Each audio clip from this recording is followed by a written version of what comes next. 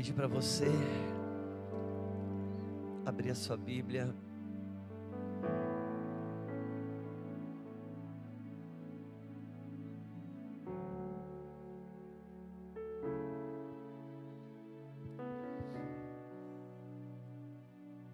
Mateus 16.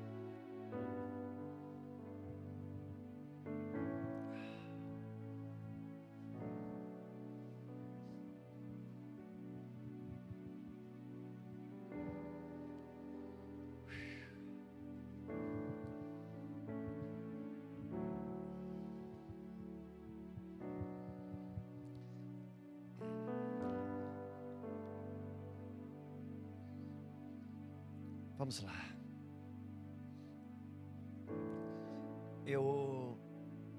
Nós vamos ler Mateus 16. Vamos lá, vamos ler primeiro.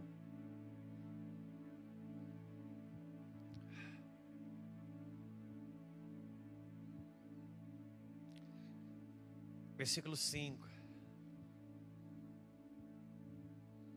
Diz assim: Ora, tendo os discípulos passado para o outro lado, esqueceram de levar pão.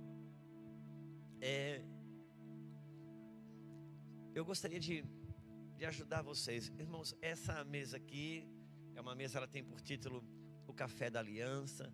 É uma reunião que a gente vem estar mais perto de líderes, homens e mulheres de Deus, que tem um selo na sua vida, que tem um chamado, que tem uma marca de Deus. E essa marca de Deus, ela é muito interessante, porque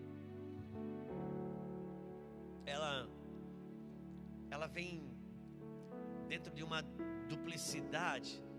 Eu sempre digo isso, mas não temo dizer de novo, que quem tem um selo de Deus, quem tem uma marca de Deus, que tem um chamado de Deus, ele traz consigo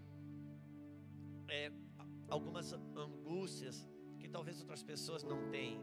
Ele traz consigo alguns dilemas que talvez outras pessoas não tenham, porque o peso do seu chamado, o peso do seu selo, o peso da sua própria vocação de ser de Deus antes de mais nada, está sempre trabalhando dentro dele. E na medida que esse chamado trabalha, é algo divino trabalhando no corpo de uma queda, é algo de vida trabalhando no corpo de uma morte. Então ele promove angústias. Eu não sei se você já meditou sobre quando o apóstolo Paulo diz que nós temos as primícias do Espírito, e por isso angustiamos, porque você habita num corpo de uma natureza caída, mas tem algo eterno dentro de você, tem um espírito de vida dentro de você, querendo espaço para viver as verdades de Deus, querendo espaço para viver aquilo que você de fato é desde a eternidade. Esse espírito geme, porque ele tem por si só uma natureza de sujeição. Então ele não rasga, ele não rompe, ele grita, ele geme dentro de nós, ele clama dentro de nós. E quando a Bíblia fala, irmãos, eu gostaria de, nessa manhã, quando eu digo eu falo com vocês, porque aqui a gente procura ter um momento de ampliar um pouco mais a nossa mente, o nosso entendimento, e gerar recursos que façam-nos avançar dentro desse selo e dentro desse chamado. O próprio Pedro aqui, que nós fizemos menção agora, eu já fiz menção outrora, ele operou uma pesca milagrosa muito grande, e na operação dessa pesca milagrosa, antes dela, Jesus lhe pediu o barco emprestado. Nós já falamos isso algumas vezes. Enquanto que Jesus usava o seu barco para operar muitos milagres e cura, ele, Pedro, estava naquela mesma condição de ter pescado uma noite toda e não pegado absolutamente nada.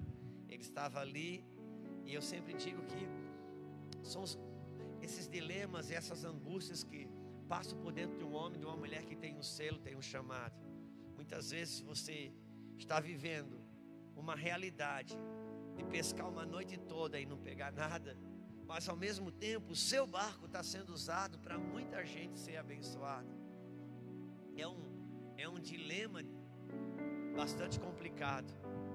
Como o próprio, quando eu falo do profeta que tinha um pouquinho de azeite no seu vaso, e ele encheu muitas botijas.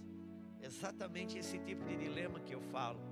Às vezes você se vê com um pouquinho de azeite que enche botijas, e às vezes você se vê, você olha para a botija que você enche, mas você olha para você, você tem um pouquinho de azeite, e você está enchendo botija muitas vezes. Muitas vezes você quer ser a botija cheia, às vezes você foi chamado para ser um vaso com um pouquinho de azeite, que corre e enche botijas, e isso muitas vezes gera um dilema em nós.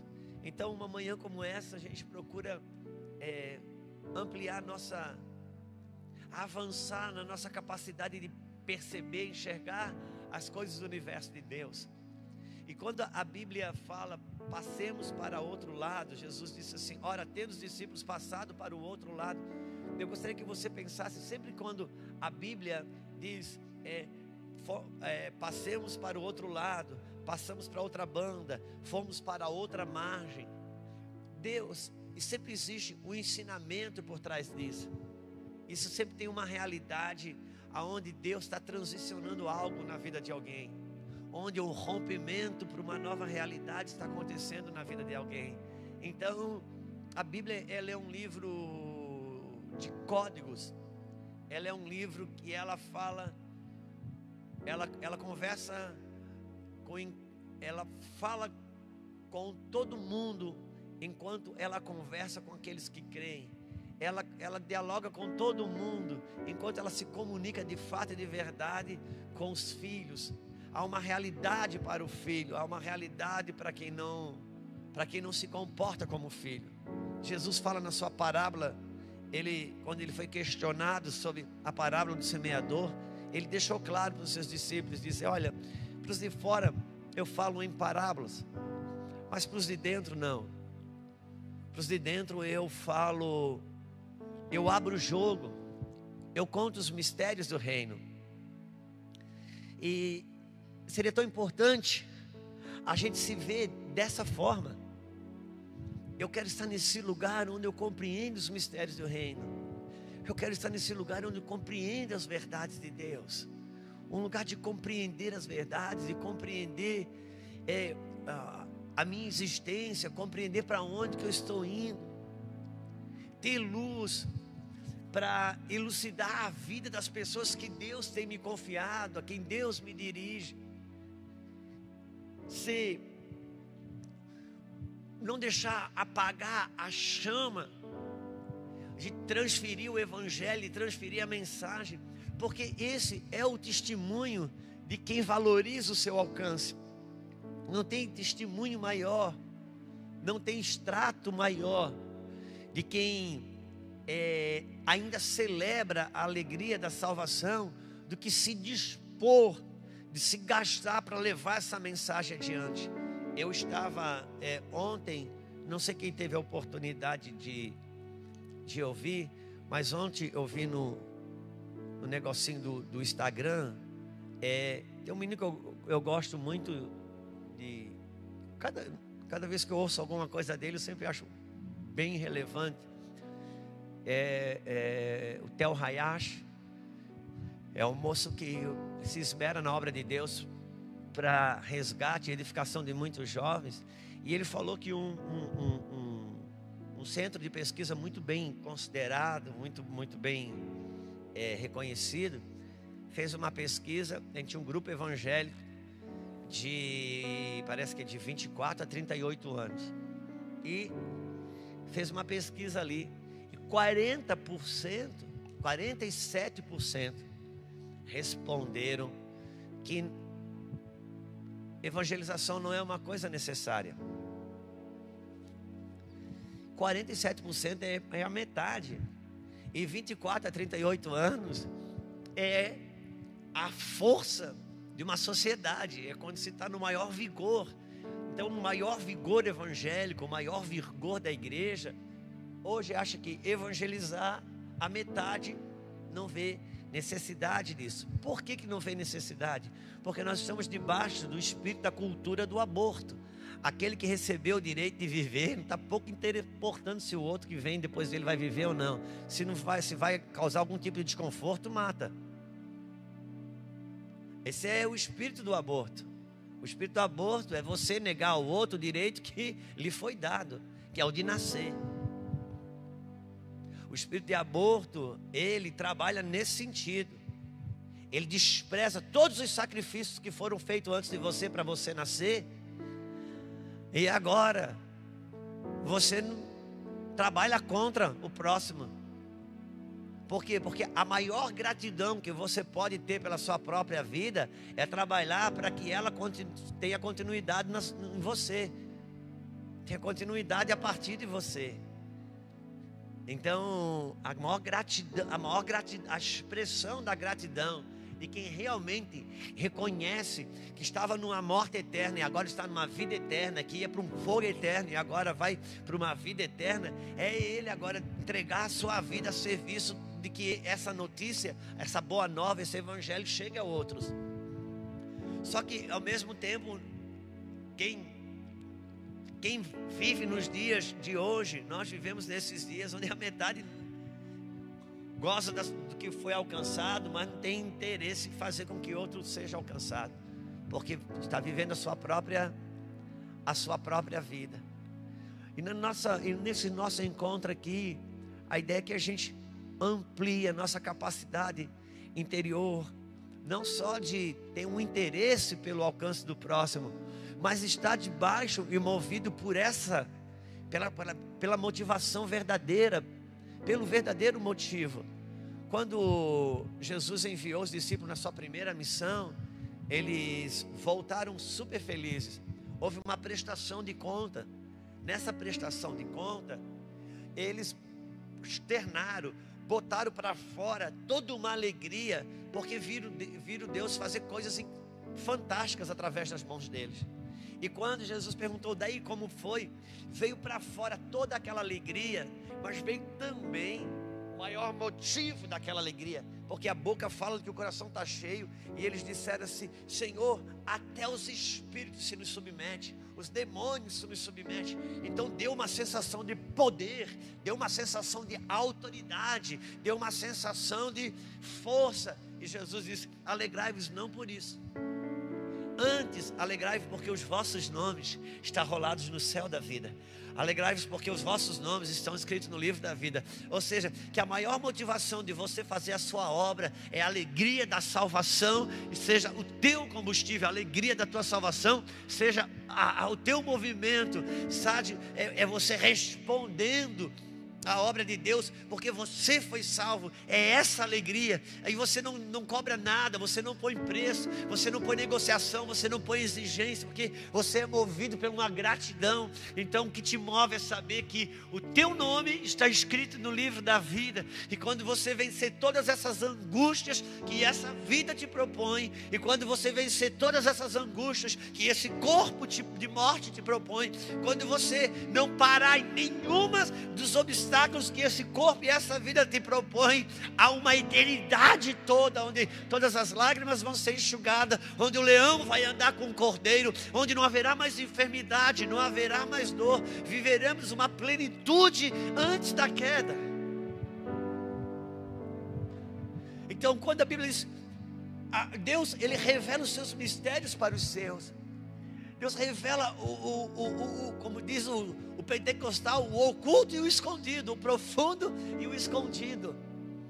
E quando ele diz, passemos para outra banda, quando você vê a Bíblia dizendo, foi para outra margem, foi para o outro lado, no dia seguinte, sabe, quando tem uma virada, Deus está dizendo assim, aqui atrás eu tenho aqui instrumentos, eu tenho um código espiritual, há um recurso espiritual que está dizendo para mim e para você: eu quero romper você para o dia seguinte, eu quero romper você para outra margem, eu quero romper você para o outro lado. E muitas vezes no meio desse caminho pode ter uma tempestade, e quando essa tempestade se levanta, você e eu vamos descobrir que Jesus na nossa vida está dormindo.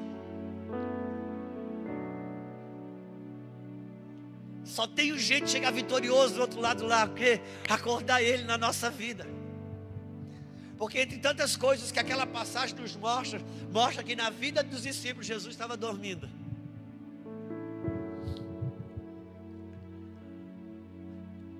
E se você olhar no versículo próximo, vão comigo, que é o versículo 13. Que não é o próximo, eu estou jogando para o 13. Indo Jesus para os lados da Cesareia. Sabe, quando a Bíblia faz menção de que ele foi para um outro lugar, de que ele foi para uma outra margem, de que ele foi para um outro, que ele fez um movimento, quando a Bíblia faz questão de dizer que houve um movimento, é porque ele está querendo me deslocar. Eu queria dar esse óculos para você. Cada vez que você lê as Escrituras, que você vê a Bíblia fazendo um movimento, ela está dizendo, Deus está dizendo: eu quero fazer um deslocamento na vida de você. Abraão, sai da tua terra, da tua parentela, eu vou te colocar, eu vou te enviar para um lugar. Uau, ali estão vários recursos por trás daquilo, disponível para mim e para você, para Deus fazer um deslocamento em nossa vida. E indo Jesus para o lado da Cesareia de Filipe, perguntou aos seus discípulos: que diz o povo ser o Filho do Homem? E um deles responderam: uns dizem que é João Batista, outros dizem que é Elias, outros Jeremias, ou alguns dos profetas. Jesus, ele faz uma enquete, irmãos, e ele pergunta para os discípulos: o que o povo tem falado a meu respeito? O que a mídia, o que a sociedade, o que essa geração tem falado a meu respeito? Qual o conceito deles sobre mim? Qual o conceito deles sobre a minha pessoa? Qual é a luz que eles têm sobre a minha vida? E eles respondem: olha, Senhor, como o Senhor faz milagres, tem cura, revela coisas. O pessoal tem feito uma leitura mais ou menos assim, baseado no que eles vivem, baseado na cultura judaica, na cultura que crê em Deus. Uns têm dito que o Senhor é um profeta, outros têm dito que o Senhor é um curador. Tem, dentro de uma lógica, feito uma correlação. Você opera cura, milagre, revela, mais ou menos assim que os profetas antes, eles raciocinam o Senhor assim, dessa forma. Jesus, ele disse: ok, fez um X na enquete dele, e se volta só para os seus, se volta só para os seus discípulos, e faz uma pergunta. E versículo 15: mas vós, continuou ele, quem dizeis que eu sou? Mas vós, quem dizeis que eu sou? Quem é Jesus para você? Quem é Jesus para mim? Quem é Jesus para você? E para você? E para mim? Qual é o meu conceito de Jesus? Quem de fato Jesus é para mim? No meu pessoal, na minha realidade pessoal. Quando você sair daqui, entrar no seu carro, no seu Uber, quando você for para sua casa, quando você está sozinho, quem é Jesus dentro da sua relação pessoal? Qual é a luz que você tem sobre Ele? Que realidade Ele é para você? Um ser Ele está num corpo humano agora, como as Escrituras dizem? Ou para você ele é um ser, um conceito, um poder? Ele é aquilo que na sua casa lhe ensinaram, ou que um pastor prega? Quem é Jesus para você, na sua realidade? Ele se volta e faz essa pergunta. Ouça, irmãos, eu não sei quantas vezes você me ouviu falar sobre isso, mas eu volto a falar aqui. Uma coisa é quando a Bíblia te instrui, te dá um mandamento, libera uma promessa, uma exortação. Outra coisa é quando a Bíblia te faz uma pergunta. Quando a Bíblia te faz uma pergunta, ela está colocando um termômetro dentro de você, para ver o que ela pode te entregar. Vou repetir isso. Quando a Bíblia te faz uma pergunta, quando Deus faz uma pergunta na Bíblia, quando ela faz uma pergunta, ela está colocando um termômetro para medir a tua profundidade, para saber o quanto que ela pode te entregar, o quanto que Deus pode te entregar. Por quê? Porque Ele vai te entregar de acordo com o que você enxerga, Ele vai te entregar de acordo com o que você vê. Por isso que era comum os profetas Deus dizer para o profeta: Jeremias, o que você vê? Eu vi tal coisa. Eu digo, então tá bom, nós vamos trabalhar a partir do que você vê, porque o que você vê determina o lugar que você está, ou onde você está determina o que você vê. Eu aqui vejo uma coisa, agora com licença, aqui eu vejo outra coisa. Por quê? Porque aonde eu estou determina o que eu vejo. Por isso que a Bíblia sempre me propõe passar para outra banda, um dia seguinte, um deslocamento, para me ver melhor, para me acessar mais, para me ter uma compreensão mais ampla. Porque senão, embora tendo a percepção que tem muita gente na minha frente, mas tudo que eu consigo enxergar é esse homem. E eu sei que tem várias pessoas, mas quando eu subo mais, eu posso discernir quem é jovem, quem não é jovem, quem é mulher, quem é homem. Eu amplio a minha visão, posso dar uma resposta maior por todo. Ainda que aqui eu saiba lidar no individual, mas eu tenho uma visão do todo. Obrigado, meu irmão. Então, quando a Bíblia me faz uma pergunta, eu sempre insisto em dizer: quando Deus faz uma pergunta na Bíblia, muito obrigado, Ele quer falar sobre coisas que eu penso que eu sei, mas eu não sei.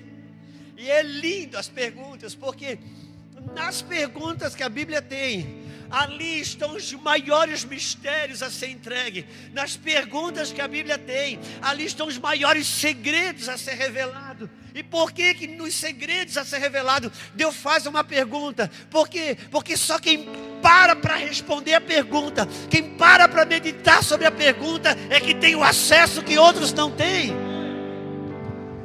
Ele faz perguntas para descobrir os interessados. Ele faz pergunta para provocar em você uma meditação, para provocar em você uma resposta, para provocar, irmãos, para provocar uma descoberta, para provocar algo, um produto de meditação.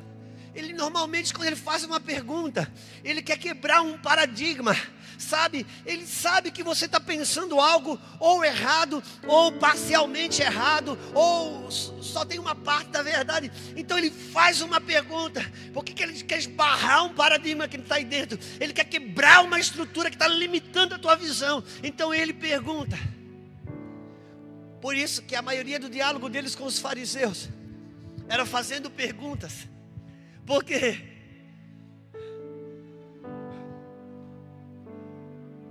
Com que autoridade você faz isso? Perguntaram para Jesus os fariseus. Ele disse: ok, eu vou responder para você com uma pergunta. Com uma pergunta. O batismo de João Batista, ele é de Deus ou é dos homens? E os fariseus ficaram: e agora? Porque se eles dissessem que o batismo de João Batista é de Deus, então tá bom, com a autoridade de João Batista, ele me batizou, ele que me enviou. Também não dá, porque daí é habilitar Jesus diante dos homens. Se eles dizem: não é de Deus não, eles precisavam da reputação de fazer o povo acreditar que eles eram de bem com João Batista, porque o povo, essas alturas, agora já votava em João Batista.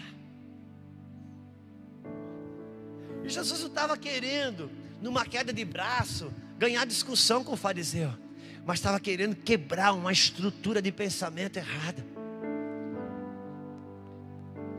Quando eu sempre digo, quem é pai aqui sabe o que eu estou falando. Quem é pai aqui já chegou para sua criança, para o seu filho e disse: filho, você tem consciência, meu filho, do que você está fazendo? É claro que você sabe que ele não tem. Se tivesse, não estava fazendo. Então por que você pergunta? Você pergunta porque você quer falar para o seu filho uma coisa que ele pensa que sabe, mas não sabe. Quando Deus faz uma pergunta para mim, Ele quer me fazer crescer no entendimento. Ele quer me fazer evoluir numa compreensão. E essa compreensão, ela vai me dar chaves. E essa compreensão, ela vai romper coisas na minha vida. Por isso, que quando Jesus perguntou: que dizem os homens que eu sou? Eles tinham muitos relatos. Mas quando Jesus: e vós? Vós, que diz que eu sou? Ele perguntou isso para 12. 11, não sei quantos por cento dá isso, Miguel, mas dá mais de 90%. Porque 11 disse o seguinte: não, dá menos de 90, né? Menos. 11 disse o seguinte: cri, cri, cri, cri, cri. Não tinha uma resposta dentro de si para isso. Aí um cara chamado Pedro responde o seguinte: respondendo Simão Pedro, disse: tu és o Cristo, o Filho de Deus vivo. Uau! Então Jesus afirmou: bem-aventurado és, Simão Bar-Jonas. Bem-aventurado és, Simão Bar-Jonas. Sabe o que quer dizer Bar-Jonas? Filho de Jonas. E eu sei que para muitos de nós acham que Jesus mudou o nome de Simão para Pedro. E de fato mudou, porque Pedro quer dizer pedra, mas Simão também quer dizer pedra. A palavra Simão também quer dizer pedra, também quer dizer rocha. E Pedro quer dizer pedra, quer dizer rocha. E quando Jesus afirma: bem-aventurado é Simão Bar-Jonas, porque não foi carne nem sangue que te revelaram isso, mas o meu Pai que está no céu. Uau!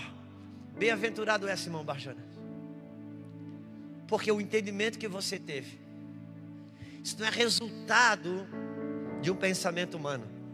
Isso não é resultado pelo fato que você foi criado na igreja. Isso não é resultado de você viver numa cultura, num país de cultura cristã. Isso não é resultado de você nascer numa família evangélica.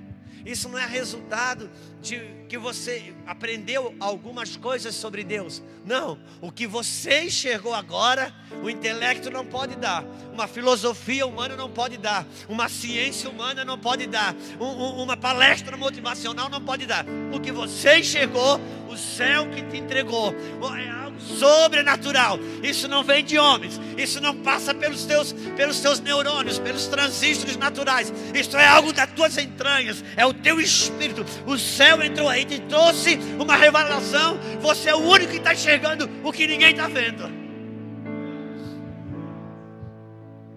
Bem-aventurado Pedra, filho de Jonas. Simão Bar-Jonas. Simão, filho de Jonas. Juscelio, filho do seu Quirino. Manrique, qual é o nome do seu pai? Valentim. Manrique, filho de Valentim. Bem-aventurado é você, Bárbara, filha do seu pai e sua mãe, no sentido biológico, no sentido fisiológico, da onde você veio, do seu sangue, da sua linhagem caída em Adão.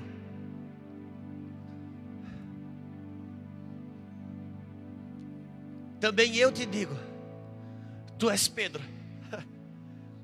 Simão quer dizer pedra. Pedro quer dizer pedra. Mas está dizendo, bem-aventurado, ó ser humano.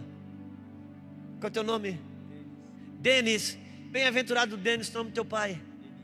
Bem-aventurado Denis, filho de Elias. Bem-aventurado Denis, que se te tirar uma amostra de sangue agora, por DNA vai descobrir que é filho de Elias. Bem-aventurado é Denis, que aprendeu com Elias. Bem-aventurado é Denis, porém eu te chamo o Denis que o céu criou.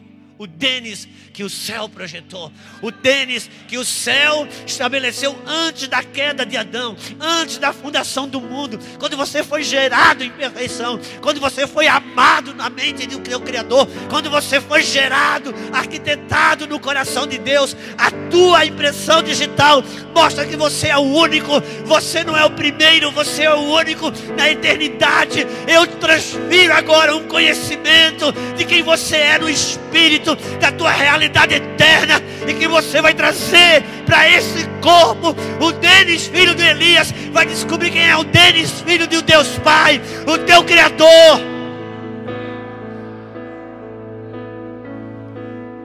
É uma revelação. Quem é para você o Filho do Homem? Quem é para você o Cristo?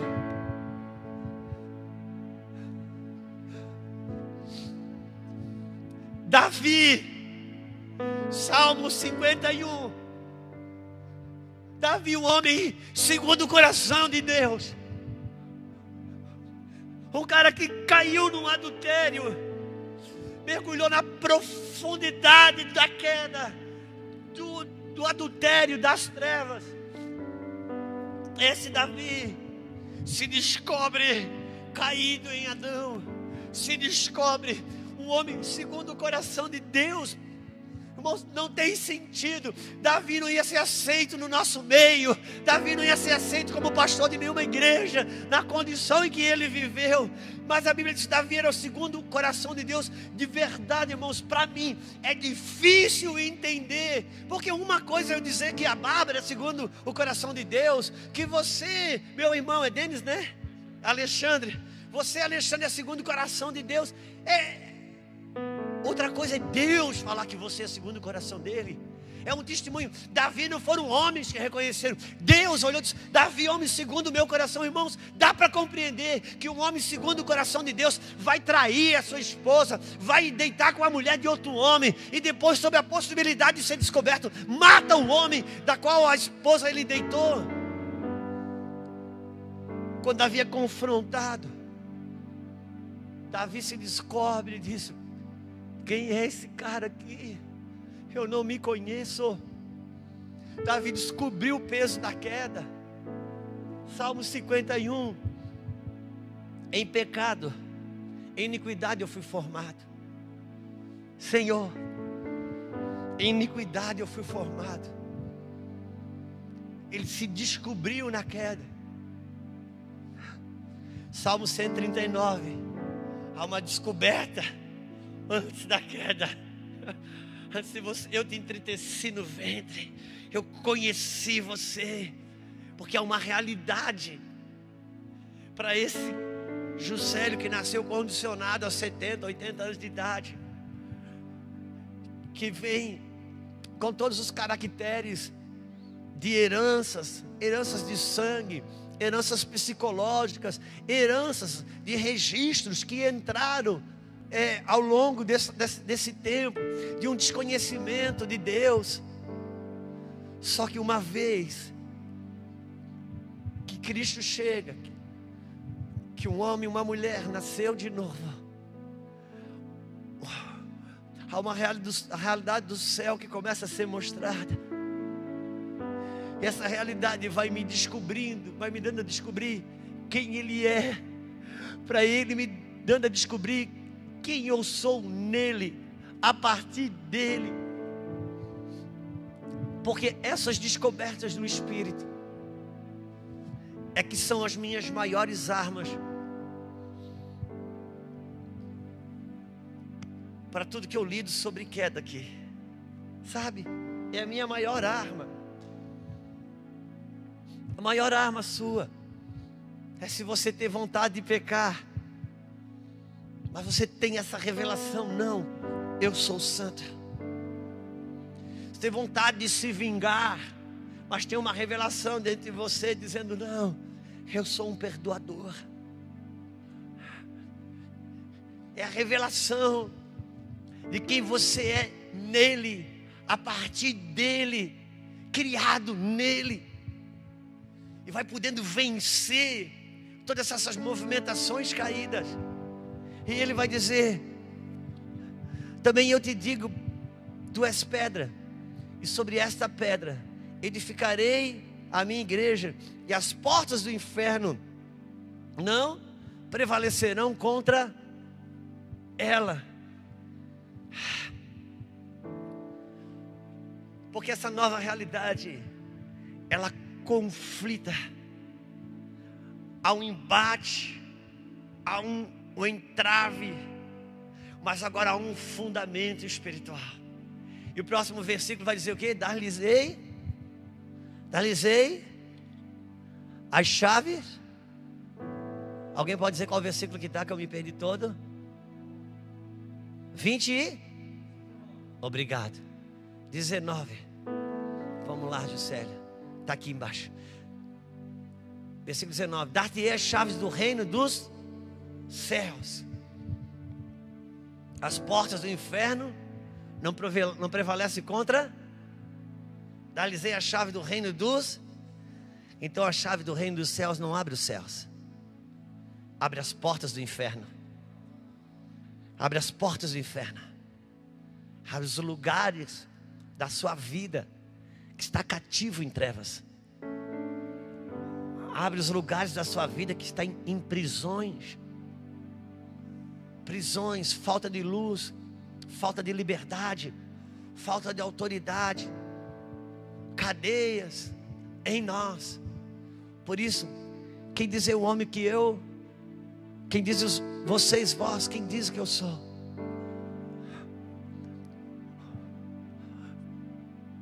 Cada vez que você progredir para a revelação de Cristo, para a revelação de que Ele é, existe um processo de te aproximar das portas do inferno. Existe um processo de você lidar com quedas, com áreas das quais preciso romper, porque o Espírito, embora livre, pasme, está preso dentro de mim. Está preso dentro de mim. Quando Jesus chegou em Jerusalém, o que ele foi no templo, e ele foi nos cambistas. Quantos lembram disso? Ele chegou lá com um chicote, deu nos cambistas e quebrou as gaiolas, que tinha as pombas trancadas dentro de gaiolas que os cambistas vendiam. O que é uma pomba trancada dentro da gaiola? Senão o Espírito trancado dentro de nós. E ele foi lá guerrear com os cambistas que comercializavam. O Senhor tem falado lá em casa, tem dito com força. Minha Lulu tem escrito essas coisas.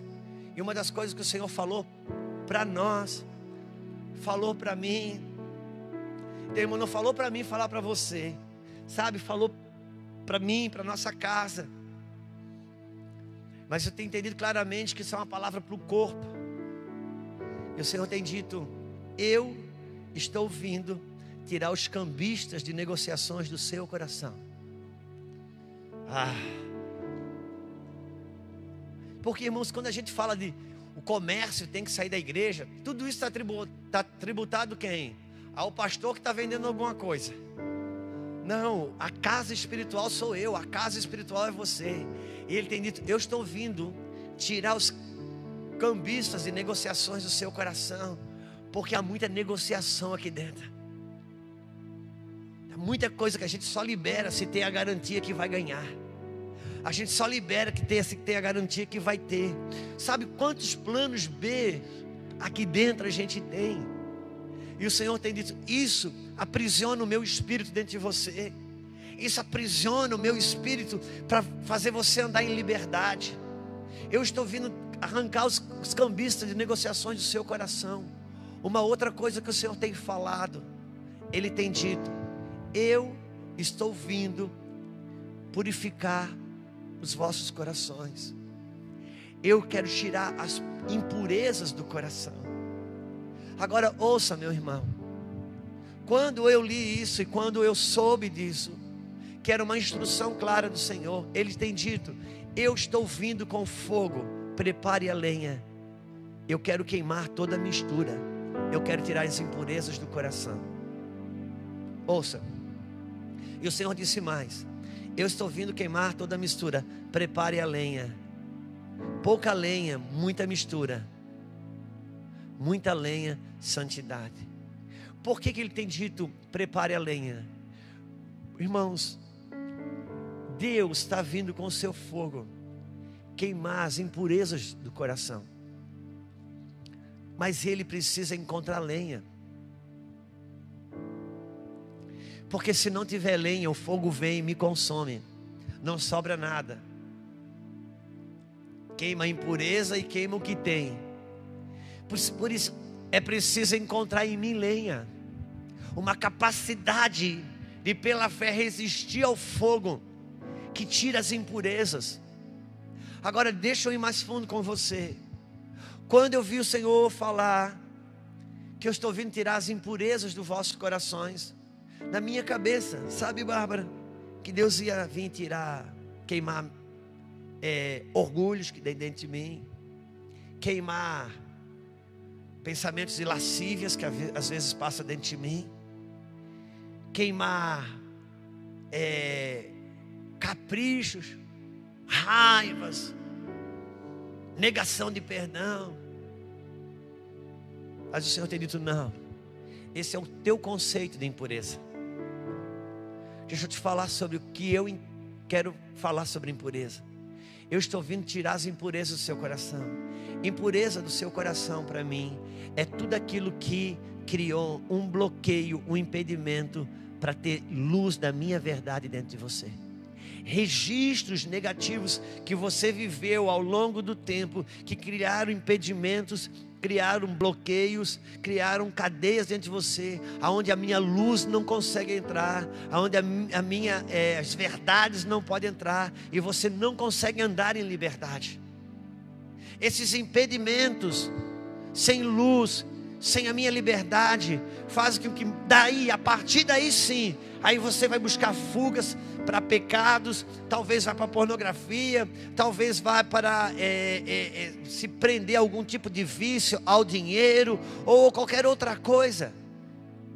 E isso, depois que o pecado chega, que fica grande, vocês olham para o pecado, vocês olham para o produto final e dizem: esse é o problema. Não, o problema vem antes disso. Eu amo a todos antes disso. Antes de nascer o pecado ali na frente, houve um impedimento aqui atrás. É aqui que eu quero vir, nas tuas raízes, nas tuas profundidades. Eu quero que meu espírito, ele tenha liberdade dentro de você. Eu quero que a luz da minha verdade, ela encha você conhecer realidades eternas que te libertam, que te curam. E o Senhor tem dito, no frescor do teu espírito, eu removo as trevas rasas, mas as trevas mais profundas são as que eu quero remover. Portanto, permaneça em mim. Nesse lugar não há frescor. Nesse lugar há medo, há trevas e há clangor de trombetas, porque você passa por sua iniquidade. Mas se você permanecer, eu perfuro e eu trago uma liberdade e um conhecimento sobre você. Você vai começar a ter neurônios restaurados, transistores restaurados, competências, inteligências que você nem estudou para ter, vai brotar dentro da sua mente, uma capacidade, uma autoridade.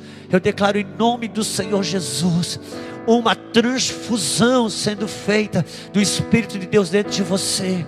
Um novo homem capacitado em Deus para responder às demandas da vida, em nome do Senhor Jesus. E nós estamos acostumados, irmãos, estamos acostumados a perceber o Senhor no frescor do Espírito. E quando aquele movimento de frescor passa, para nós parece que deu. A partir daí, existe uma realidade que, se eu permanecer, Ele vai entrar em áreas, em lugares da nossa vida. Ele vai romper lugares da nossa vida, a nos dar a conhecer a nossa verdadeira identidade, a nos dar a conhecer as realidades eternas que hoje a gente tem lampejos sobre elas, mas elas não conduzem a nossa vida. Eu estava falando de outro lugar, eu vou falar aqui, são pastores, e principalmente nessa casa em específico, eu ministro para muitos pastores, muitos lugares, mas aqui é uma casa chamada Mevan. Então, eu subentendo que todo mundo aqui conhece o Mevan e conhece o Luiz Hermínio. Amém? Todo mundo conhece o apóstolo Luiz Hermínio. E eu posso dizer uma coisa para você. O Ministério Mevan, ele está vivendo uma coisa muito boa e muito gloriosa. Essa última década eu tenho experimentado isso. A gente tem alcançado em lugares em Deus tão lindos. Eu morei até 2 anos atrás na cidade de Itajaí. Eu sei o que Deus fez naquele lugar. E eu sei como Deus também viralizou a gente para muitos lugares. E o quanto que o apóstolo Luiz Hermínio tem voado, e eu mesmo tenho vivido envergaduras, expansões que eu nem imaginava ter. Mas deixa eu dizer uma coisa para você. Quem aqui tem mais de 10 anos de fé, levante a mão, por favor. Amém. Você sabe o que eu vou falar agora. Isso que o Mevan tem vivido, e outras pessoas e ministérios também. Você já viu homens e mulheres viver isso nessa nação? Que foram referências para você, e alguns deles hoje não são mais referência para você. Nós vimos moveres acontecer no Rio de Janeiro. Nós vimos moveres acontecer em Goiânia, moveres acontecer em Belo Horizonte. Nós vimos muitos moveres acontecendo em Manaus. O que eu quero dizer com isso? O que nós temos vivido já foram realidades vividas na nossa nação, mas nunca ninguém passou desse teto. O Brasil nunca tem um teto sobre o Brasil, irmãos, que nós nunca rompemos, que nós nunca conseguimos atravessar. Outras pessoas já chegaram aqui, outros já vieram até aqui, aonde muitos têm vindo. Só que existe um teto a ser rompido, que a nação brasileira não conhece, e que Deus tem vindo com muitos até aqui, mas aqui não consegue romper. Só que deixa eu te falar, existe um portal aberto, e a pandemia trouxe isso para todo mundo, um portal para a igreja romper um teto que está para ser rompido há muito tempo. E isso, irmãos, não vai vir com glória a Deus e aleluia, não vai vir com chu, não vai vir com receba, não, isso tempo já foi, já passou. É uma realidade agora, aonde você vence a sua iniquidade, você vence as suas cadeias. É um lugar que te aproxima das trevas, te aproxima dos teus medos, te aproxima de coisas que te assustam, mas aquele que ficar aos pés, permanecer, vai romper, e depois de romper, um rio que brota, e muitos poderão vir. Muitos, é o rio de Ezequiel, rompendo um limite, aonde tudo, onde que toca, que terá vida, terá cura. Mas aos charcos e aos pântanos, esses. Então o rompimento para acontecer, você entende, meu pastor? Mas nós temos uma memória de avivamento. Nossa memória de avivamento é Deus vindo e e cura, e milagre, tudo isso vai acontecer, mas existe um avivamento que vem antes desse. É um avivamento que Jesus passou no Getsêmani, aquele que ele suou sangue, aquele rompimento que veio com dor, que veio com sangue. Eu não estou falando, irmãos, de uma auto-sacrifício ou de qualquer culto à dor. Não, eu estou falando de permanecer num lugar onde a fé está sendo roubada, onde os teus sentimentos não te ajudam, onde nada dentro de você colabora, e você decide ficar aos pés ali e dizer não, como escreveu Abacuque: ainda que não haja ovelhas no curral, ainda que a vide não floresça, seja como for, contudo eu me alegrarei no Senhor. E essa palavra, Miguel, é chave. A palavra, Miguel, essa palavra é chave. Porque ele disse: ainda que não haja ovelhas no curral, ainda que a figueira não floresça, ainda que não haja fruto na vide. Ele não diz assim: mas eu vou ficar firme na fé. Não, ele diz: eu vou me alegrar no Senhor. Sabe, é uma alegria que brota em meio ao nada. É uma alegria que você decide viver fora de sentimentos, fora de emoção. A circunstância não te ajuda nisso, mas você diz: no meio do caos eu vou me alegrar, eu vou encontrar uma celebração. É um rio que brota no ermo, é um caminho no deserto. Aleluia.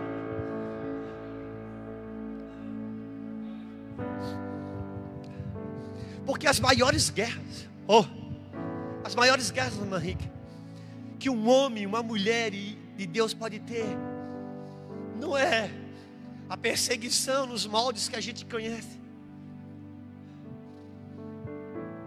Guerra na igreja, irmão, não é o vizinho do lado processando você porque o som está alto. Guerra não são coisas erradas acontecendo. Não, guerra para mim e para você é quando a frieza chega. Guerra para mim e para você é quando a insatisfação vem. Guerra para mim e para você é quando você olha dentro de você, parece que não tem recurso para você responder para Deus, nem para a sua vida. A guerra é quando aquela fé que você já teve parece que agora não está com você. A guerra é quando aquele toque fácil de você orar e ter lágrima agora não está com você. Guerra é quando você, até mesmo as pessoas que estão em sua volta, que você gostaria que pudesse te aquecer, estão mais frio que você.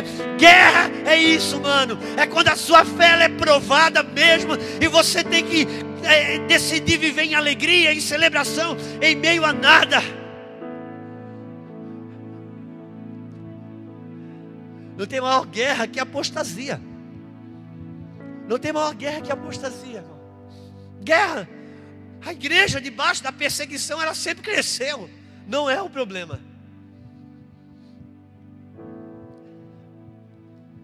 Aquela perseguição que provoca a oração, isso é um tipo de guerra, irmão.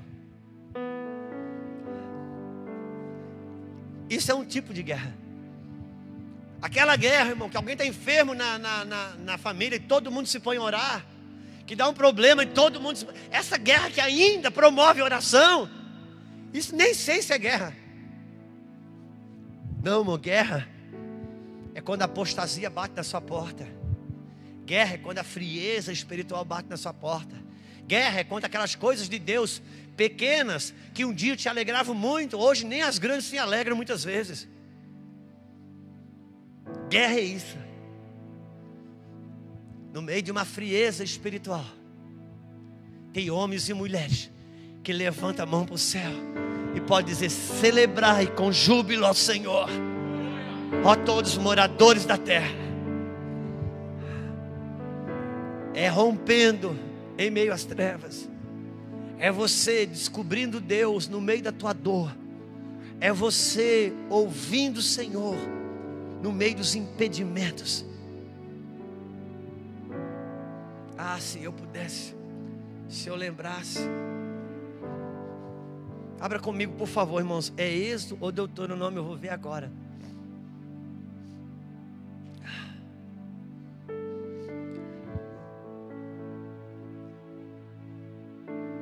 Deixa eu ver aqui, deixa eu ajudar rapidamente, irmão, vai dar certo.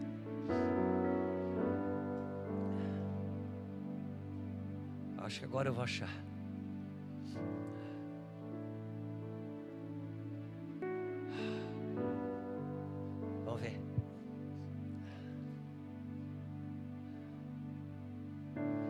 Oh, meu Deus.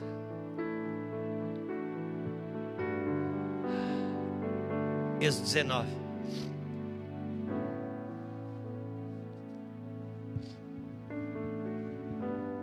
Oh, meu Deus. Êxodo 19, versículo 9. Êxodo 19. Procura aí, irmão, está na Bíblia. Êxodo 19, 9. Diz assim: disse o Senhor a Moisés: eis que virei a ti em uma nuvem. Em uma nuvem. Nuvem escura para nós sempre é do diabo, né, irmão? Mas Deus disse a Moisés: eu vou vir a ti numa nuvem escura, para que o povo ouça quando eu falar contigo.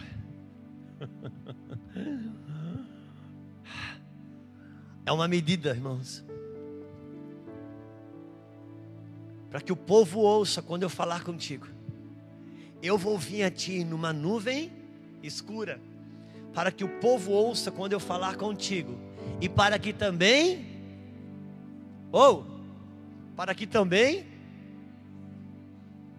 para que também creio sempre em. Quer que o povo creia em ti, irmãos? Aprenda a ouvir Deus numa nuvem escura.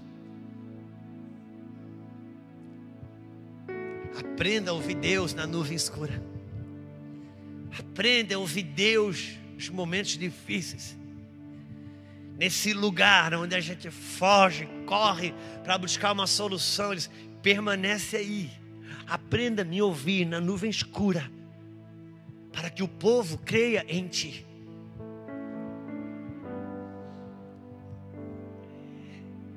Eu sei que essa é uma verdade aplicativa que eu estou fazendo.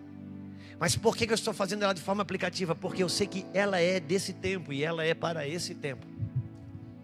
O pastor me perguntou ontem à noite, nós estávamos numa mesa de café ontem à noite, e o pastor perguntou: Célio, eu vejo muitas pessoas com medo, eu vejo muita gente ainda muito com medo, preocupada. Eu disse: ok, isso é verdade. É verdade. Mas tem uma agenda de medo que ela já vem sendo trabalhada sobre a face da terra tem um bom tempo. E na pandemia, ela foi, sabe, é mais ou menos quem já viu aqueles programas de animal, que ataca outro animal. Já tem uma agenda de medo sendo trabalhada de forma invisível, como aquele leão que vê a presa. Quem já viu sabe o que eu estou falando. Ele paralisa, ele dá um passo, ele dá outro passo. Daqui a pouco, na pandemia, ele deu um bote. Na pandemia, ele deu um bote. E uma agenda de medo está sobre a face da terra. E o Deus está dizendo: no meio do medo, eu quero falar com você para ter uma resposta para esse tempo. Eu quero falar com você dentro disso. Eu quero que você tenha uma resposta. No meio, eu quero te ensinar a falar no meio da nuvem escura. Por quê? Para ser uma luz nesse tempo de escuridão. Que eu não vou resplandecer como uma luz lá fora se eu não conseguir achar a luz aqui meio dentro da minha treva. Por isso, meu amado, seja bem-vindo. Há um portal aberto para Deus se revelar como nunca antes. Mas eu percebo, irmãos, há um movimento de Deus para se revelar muito no pessoal. Tanto que a própria pandemia meio que fechou as portas. Você já viu que o movimento coletivo, ele diminuiu muito. Porque Deus está trabalhando no nosso individual. Teve um pastor amigo meu que o computador dele estragou. de repente, o som do computador dele não saía mais. Agora, no meio da pandemia, aquele som ambiente não saía. Só estava disponível a função que botava o fone de ouvido. E ele é um computador caro. Ele disse: meu Deus, quanto é que não vai ser isso para arrumar tal. Eu sei que depois o filho dele deu um jeito de arrumar isso, mas ele disse que o Senhor falou com ele: meu filho, eu estou diminuindo a voz do ambiente para falar com você no ouvido. Então há um tempo, irmão, de instrução pessoal, de Deus ministrar implicitamente em você. Por quê? Porque quando as cortinas se reabrirem, vai ser novas pessoas que vão poder dar uma resposta. Será mais ou menos um tempo de que quando as vacas gordas, o tempo da vaca gorda, ela encerra, e no outro dia o José da vida que tem um celeiro para dar de comer. Houve uma mudança e houve uma realidade de mudança. As coisas não vão ser mais do mesmo jeito. Tem algumas palavras, irmãos, que está aí borbulhando no mundo coach, que às vezes eu tenho os meus orgulhos espiritual para aceitar alguma coisa, mas tem aquelas que precisam ter humildade para deixá-las entrar. Mas está se falando muito sobre um tempo de ressignificar muitas coisas. E há uma agenda do anticristo fazendo isso. Agora ouça, essa agenda do anticristo, que ela está se movimentando, e eu vou encerrar aqui. Ela só está se movimentando porque ela é uma cópia do que Deus está fazendo. Então deixa eu te explicar isso. No mundo físico, quando alguém faz uma nota falsa, a nota de dinheiro falsa, faz com um propósito. E qual é? A nota falsa, ela propõe comprar aquilo que só a nota verdadeira compra. Isso no mundo físico. No mundo espiritual, não. No reino espiritual, o falso, ele é criado para descredibilizar o verdadeiro. O diabo, ele sempre vem com o falso na frente, para quando o verdadeiro chegar, você não acreditar. Então há uma agenda mundial. Há uma coisa que está para ser feita, que eles chamam de reset. Eu não sei se é reset, mas é uma coisa parecida com isso, você sabe. É quando você dá um zerão no seu aparelho e reinicia ele do zero. Todos sabem o que eu estou falando. Bom, se até eu sei, imagina você, né? Que eu não entendo nada disso. Mas inclusive existe uma possibilidade, um apontamento de que eles possam vir dar um zerão na internet, dar um reset. No outro dia, irmão, você não vai conseguir provar que você tinha dinheiro na conta, você não vai conseguir provar que você é dono de tal imóvel, e até mesmo, muito provavelmente, uma nova moeda vai nascer. Enfim, há um reset para ser dado, há um zerão que está se propondo a ser feito. É uma agenda mundial. Por isso que não tem nada melhor do que você criar uma agenda de medo, porque no medo ninguém raciocina sobre nada, no medo você só obedece, e cada um faz o que quer. No medo a gente fica cego e só obedece quem está fora do medo comandando isso. Mas o que eu estou dizendo com isso é que essas coisas, irmãos, elas só vêm em paralelo ao que Deus está fazendo. Deus está fazendo um reparo na igreja. Deus está fazendo um reparo nas vidas de homens e mulheres, para que a gente possa responder para esse tempo do fim, ou para o fim desse tempo. Os que atentarem a voz, os que estiverem ligados, vão poder responder a isso. Então esteja ligado, esteja atento com o seu Deus. Entre no seu quarto, Porque Deus, irmãos, Ele está remontando o seu exército. Ele está trazendo algumas realidades novas. O que é? Eu não sei direito. Eu estou repartindo com você a medida de luz que eu estou tendo. Uma coisa eu sei. O Senhor falou que há um banco de distração sendo montado. E eu não quero estar distraído. Eu quero estar sóbrio, eu quero estar lúcido o suficiente para responder. Mas eu sei que assim como Deus está fazendo alguma engenharia nova dentro desse jovem, eu sei que Ele está fazendo isso com muitos de nós. Ou está querendo fazer. Verdadeiramente, irmãos, é um tempo da palavra que diz: eis que estou à porta e bato. Aquele que abrir, eu entrarei, cearei com ele e ele comigo. E você sabe, cear com Jesus é igual a ter os olhos abertos. Sabe, quando ele sentou para cear com os discípulos em Emaús, os olhos de Emaús foram abertos para uma nova realidade. O Cristo ressuscitado estava ali todo o tempo. Eles viam aquele homem, mas o Cristo ressuscitado, eles passaram a ver a partir de um pão, uma realidade do reino do ressurreto se abriu diante deles. É disso que estamos falando. Tem uma abertura a ser feita nesse tempo. Acredite, alguém vai precisar acreditar. Quem crê, irmãos, vai sair do outro lado, porque nós estaremos vivendo novos tempos. Mas esses novos tempos falam do fim de um tempo. Quem tem ouvidos para ouvir, ouça.